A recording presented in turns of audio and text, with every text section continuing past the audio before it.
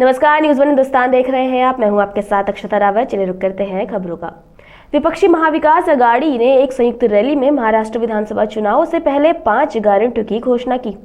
वहीं कांग्रेस अध्यक्ष मल्लिकार्जुन खड़गे ने कहा, महाराष्ट्र के लिए महाविकास अघाड़ी की 5 गारंटियां जनता की भलाई के लिए है। हम जनता से की गई अपनी हर गारंटी पूरी करते हैं, लेकिन फिर भी नरेंद्र मोदी हमारा मजाक उड़ाते हैं। जो आज 5 गारंटी हमारे नेताओं ने दी है, वो आप सबके भलाई के लिए और महाराष्ट्र के भलाई के लिए दी है। जैसा कि राहुल जी ने कहा, महालक्ष्मी जिसको महिला को हर महीना 3,000 रुपए देने की उन्होंने घोषणा की, और ये गठबंधन सरकार का कहना है और ये दे के रहेंगे हम। ऐसा ही हम कर्नाटक में दिए हैं, तेलंगाना में दिए हैं, दूसरे जगह जहां पर हमारी सरकारें हैं वहां पर हम देते आ रहे हैं। लेकिन कभी कभी मोदी जी हमारा मजाक उड़ाते हैं। देखे नहीं, कांग्रेस वाले हमेशा ये गारंटी देते हैं लेकिन वो निभाते नहीं।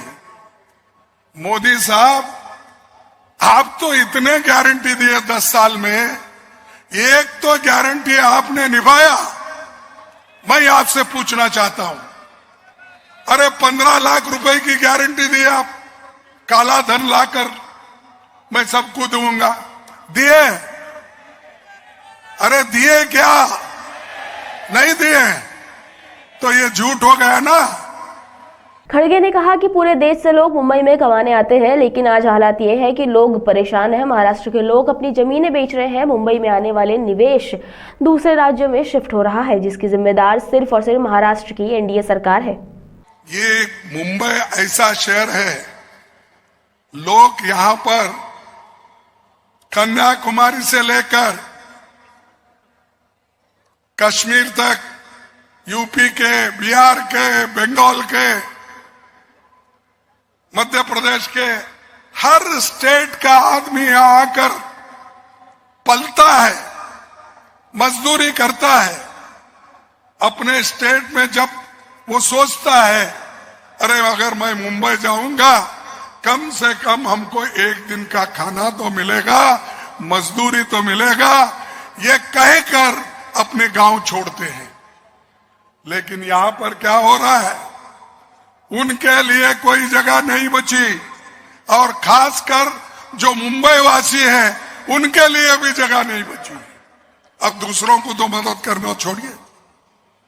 मुंबई में जो आता है कभी भूखा नहीं मरता, ये कहावत कर्नाटक में, आंध्रा में, तेलंगाना में हर जगह है।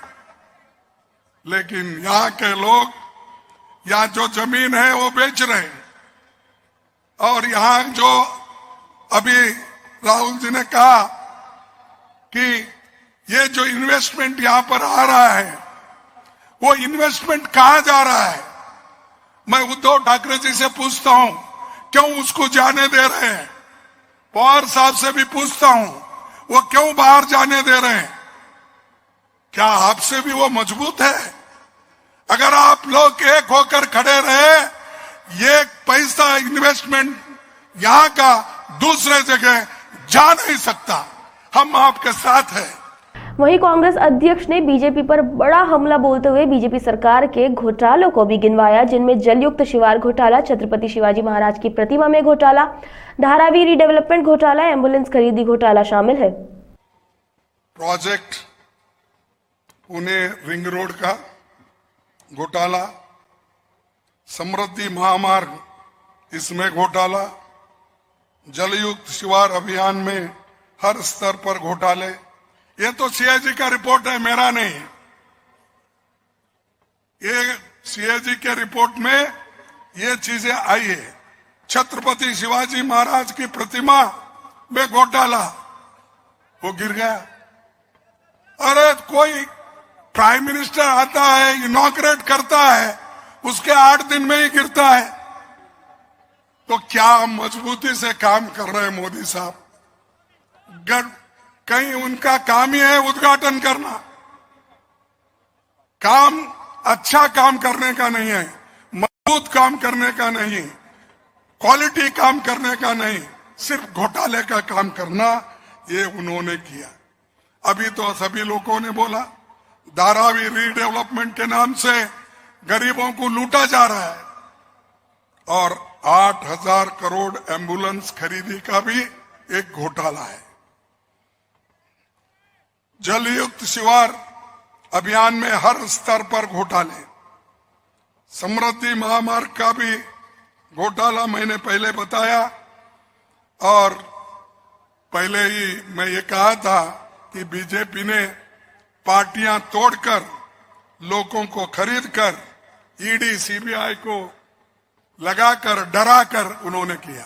इसके बाद नेता विपक्ष राहुल गांधी ने कहा कि देश में विचारधारा की लड़ाई है। एक तरफ बीजेपी आरएसएस है, दूसरी तरफ इंडिया गठबंधन है। एक तरफ अंबेडकर का संविधान है जिसमें एकता, समानता, मोहब्बत और सम्मान है। लड़ाई विचारधारा की लड़ाई है। एक तरफ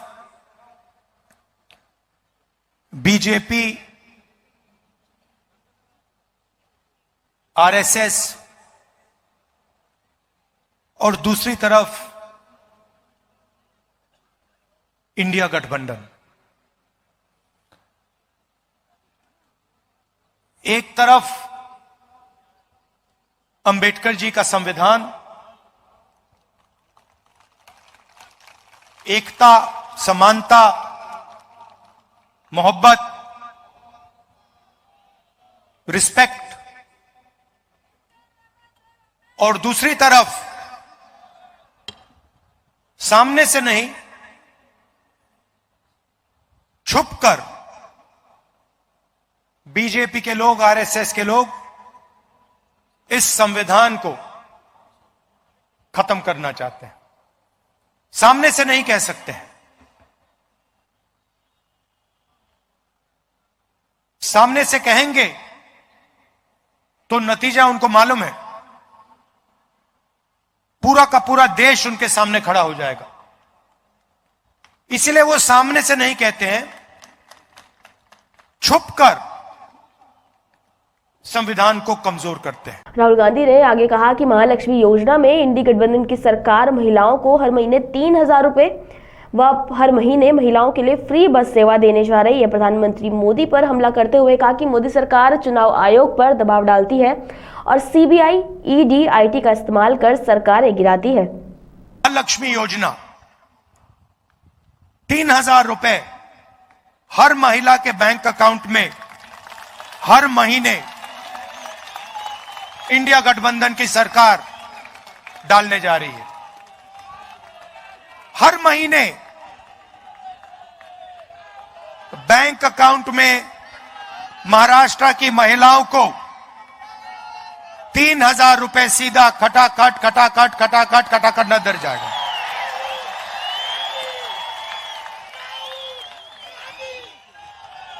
और जब महाराष्ट्र की महिलाएं महाराष्ट्र में बस में कहीं जाएंगी तो उन्हें बस टिकट खरीदने के लिए 1 रुपया नहीं देना पड़ेगा, फ्री में जाएंगी। आप पूछोगे क्यों? क्योंकि जो चोट बीजेपी की सरकार ने आपको मारी है, महंगाई की चोट, गैस सिलेंडर की चोट, बेरोजगारी की चोट, सबसे ज्यादा दर्द महाराष्ट्र की महिलाओं को लगता है। इसीलिए हमारी पहली गारंटी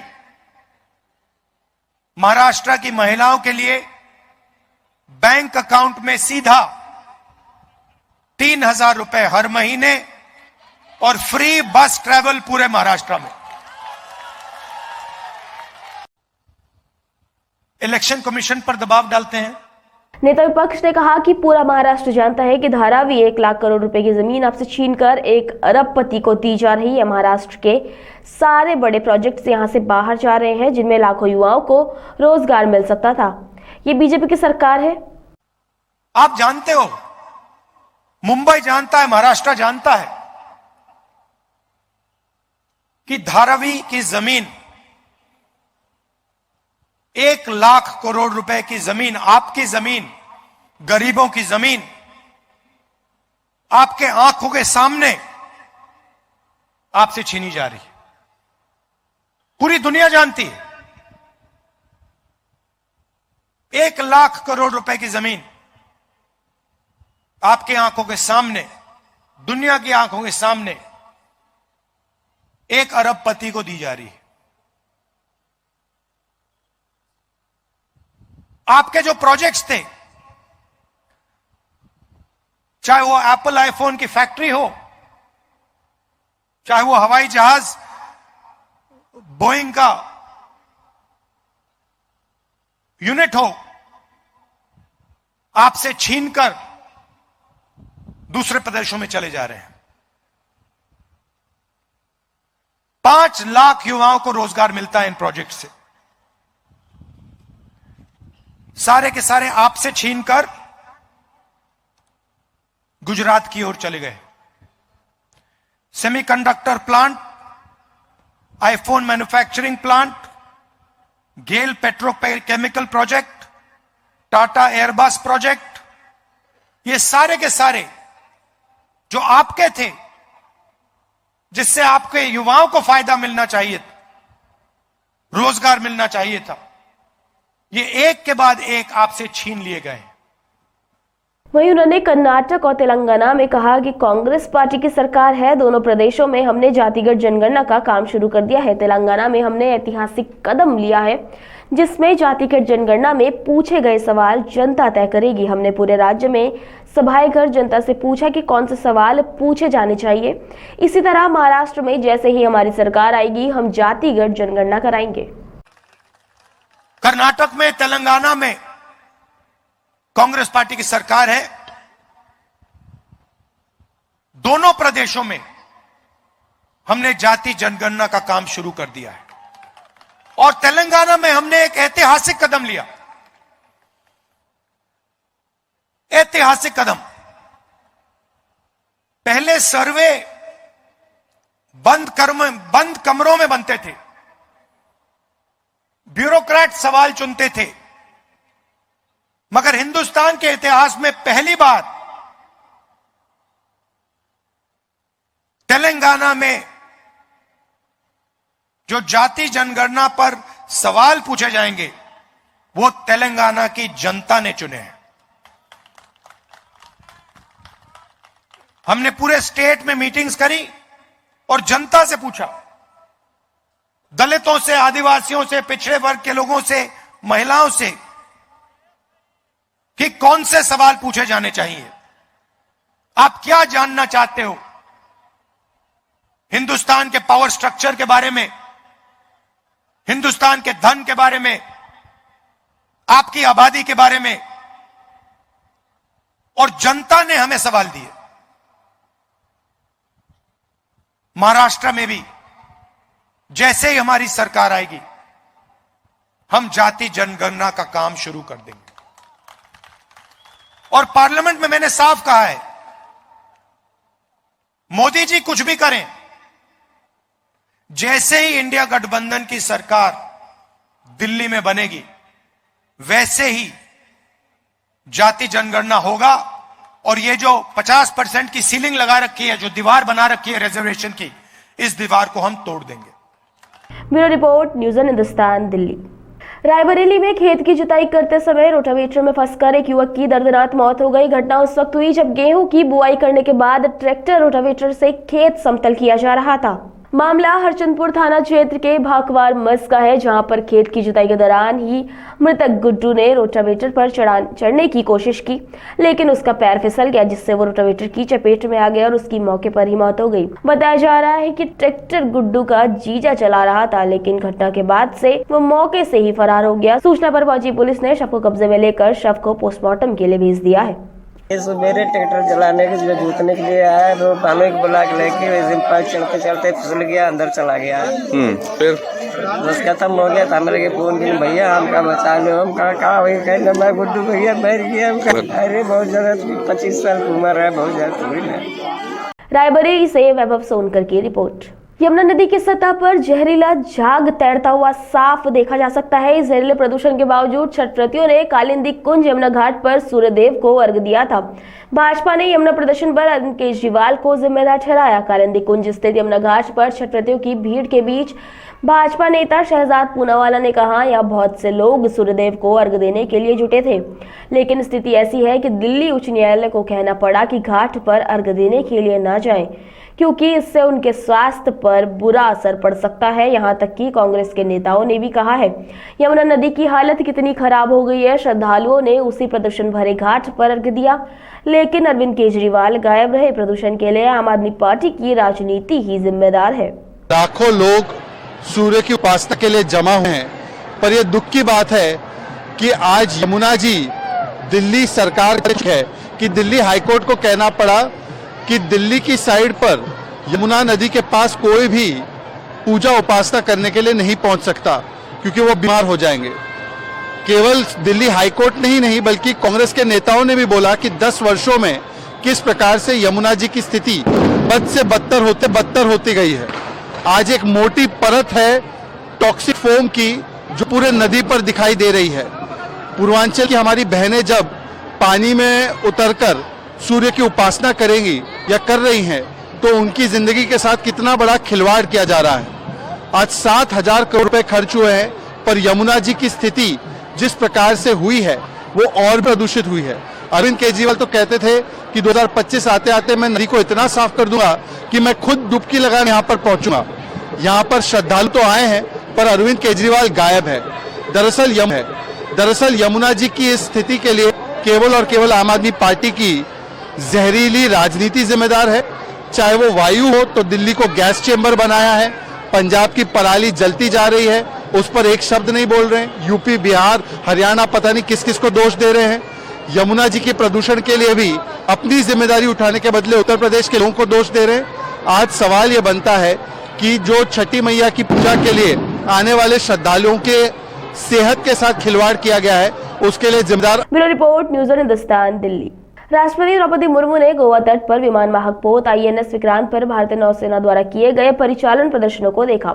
नौसेना प्रवक्ता ने बताया कि राष्ट्रपति गोवा में नौसेना के हवाई अड्डे INS हंसा पर पहुंची, जहां नौसेना प्रमुख एडमिरल दिनेश के त्रिपाठी, पश्चिमी नौसेना कमान के flag officer commanding in chief vice admiral Sanjay Jaisingh मौजूद थे। राष्ट्रपति द्रौपदी मुर्मू को गार्ड ऑफ ऑनर भी दिया गया।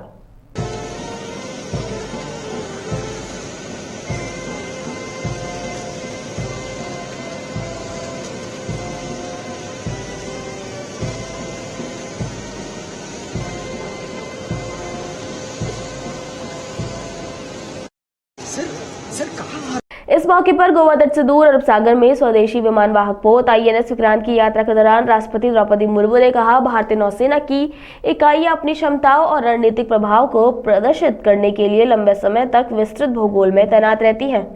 आपकी सकारात्मक, सक्रिय और त्वरित कार्रवाइयों ने समुद्र में कई लोगों की जान बचाई है। ये मेरे लिए एक विशेष क्षण था जब बुल्गारियाई राष्ट्रपति ने फोन किया और इस वर्ष की शुरुआत में अपहृत पोत से बुल्गारियाई चालक दल के बचाव के लिए आभार व्यक्त किया। A historic moment approaches. India's sea power meets their supreme commander. Honorable President of India joins the Indian Navy at sea aboard its pride, INS Vikrant. Witnessing firsthand the valor, the readiness, the power of a force always prepared.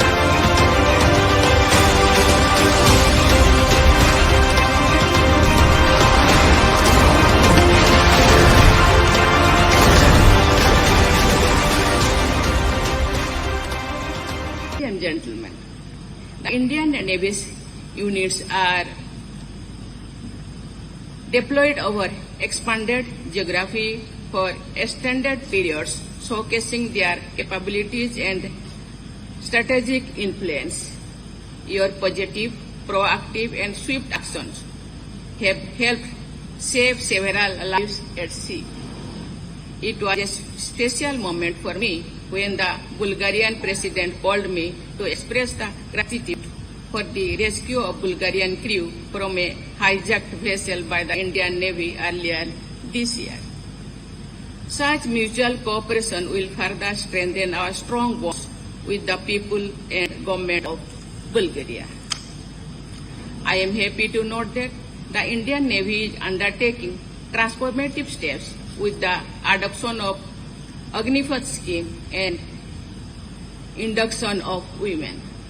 I would like to make a special mention of the Navy's pioneering efforts to nurture Nari Shakti. The Indian Navy was the first service to open recruitment for women Agniveers. Going beyond the induction of women across all ranks and roles, the Indian Navy has undertaken proactive measures to leverage the complete combat potential to our women sea warriors. Bureau report, news one Hindustan, Delhi. अभी के लिए इतना ही। आगे की खबरों के लिए बने रहिए न्यूज़ वन हिंदुस्तान के साथ। अब तक के लिए नमस्कार। आप देख रहे हैं न्यूज़ वन हिंदुस्तान।